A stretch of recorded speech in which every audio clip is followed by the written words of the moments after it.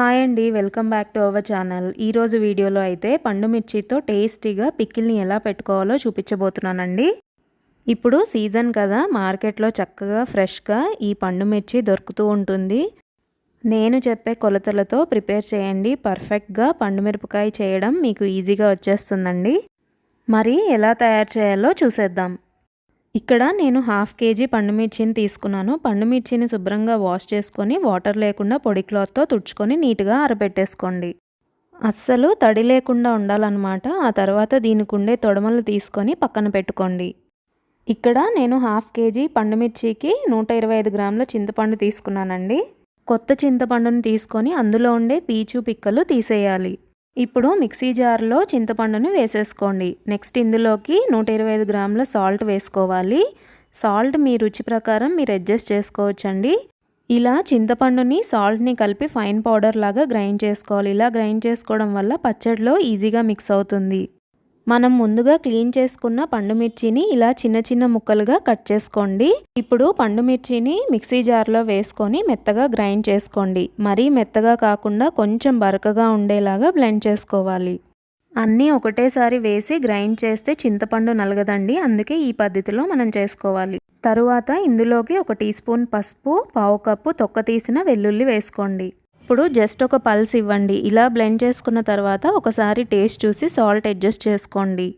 ఇలా గ్రైండ్ చేసుకున్న పచ్చడిని ఒక గాజు సీసాలో కానీ లేదా జాడీలో పెట్టి 24 గంటల పాటు ఊరనివ్వండి. పచ్చడి ఊరిన తర్వాత తాలింపు పెట్టుకోవాలి. మీరు కనుక ఎక్కువ క్వాంటిటీలో చేసుకుంటే జాడీలో పెట్టి స్టోర్ చేసుకుంటే సంవత్సరం పాటు ఉంటుంది.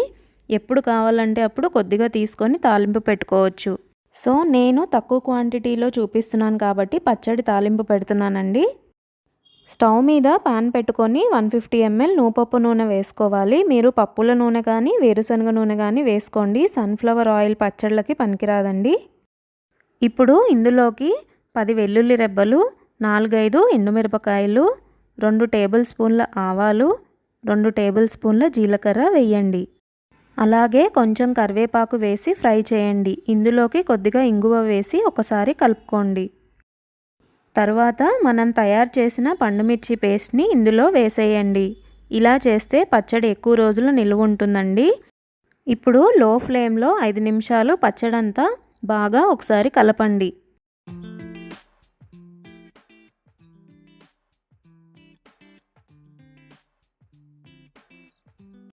ఆయిల్లో పచ్చడంతా మిక్స్ అయిన తర్వాత 1 టీ స్పూన్ మెంతిపిండి, 1 టీ స్పూన్ ఆవపిండి ఇవి దోరగా ఫ్రై చేసి పొడి వేయండి.